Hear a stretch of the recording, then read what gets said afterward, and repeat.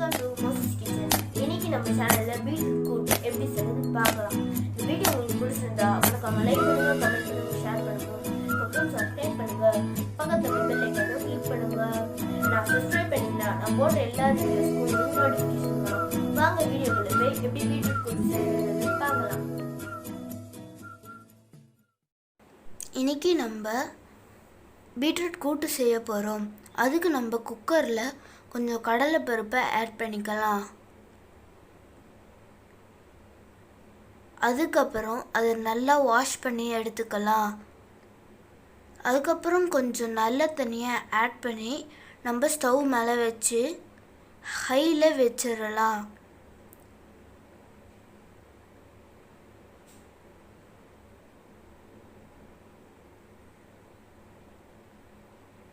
இப்போ நம்ம பீட்ரூட்டை அதில் ஆட் பண்ணிக்கலாம்.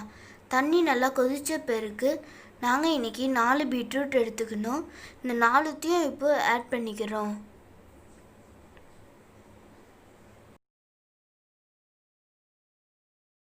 ரெண்டு நிமிஷம் கழித்து ஒரு பெரிய வெங்காயத்தை ஆட் பண்ணிக்கலாம். இப்போ 1/4 ஸ்பூன் கல்லுப்பு ஆட் பண்ணிட்டு நல்லா கலந்து விட்டுக்கலாம்.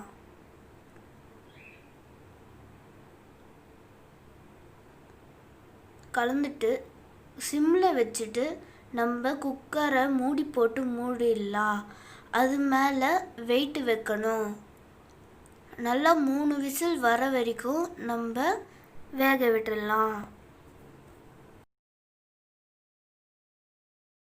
இப்போது 3 விசில் வந்துடுச்சு. நம்ம இப்போது ஸ்டவ் ஆஃப் பண்ணிடலாம். இப்போ நம்ம ஒரு சட்டியில் கொஞ்சோண்டு எண்ணெய் ஊற்றி ஸ்டவ் ஆன் பண்ணி நல்லா கொதிச்சு வர வரைக்கும் விட்டுடலாம்.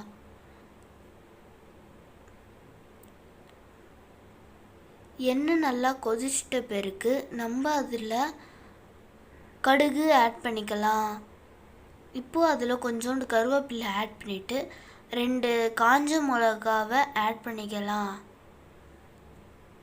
ஆட் பண்ணிக்கிட்டு நல்லா கலந்து விட்டுக்கலாம்.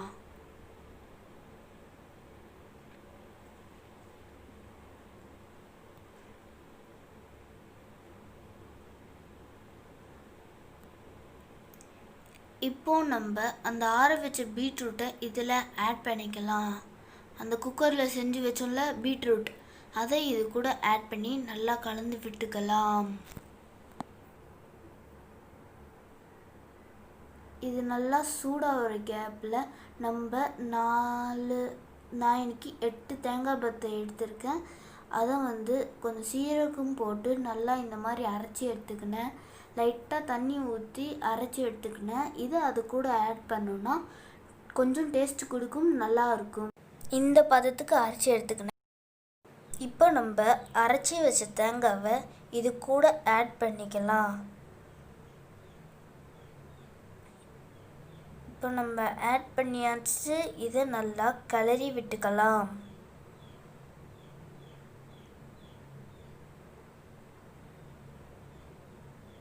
இதை நல்லா கலந்து விட்ட பிறகு ஒரு தட்டை போட்டு மூடிடலாம்.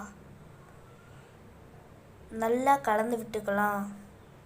இந்த மாதிரி கலந்துட்ட பிறகு இப்போ நம்மளோட பீட்ரூட் கூட்டு ரெடி ஆகிடுச்சு. கொஞ்ச நேரம் தட்டு போட்டு மூடி வேக விட்டுக்கலாம்.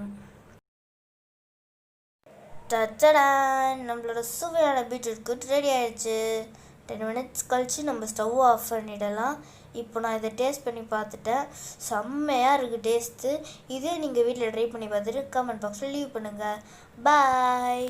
இந்த வீடியோ உங்களுக்கு பிடிச்சிருந்தா மறக்காமல் லைக் பண்ணுங்கள், கமெண்ட் பண்ணுங்கள், ஷேர் பண்ணுங்கள், அப்புறம் சப்ஸ்கிரைப் பண்ணுங்கள். அது பக்கத்தில் இருக்கிற பெல் ஐகானையும் கிளிக் பண்ணுங்கள். Tata, see you, bye bye.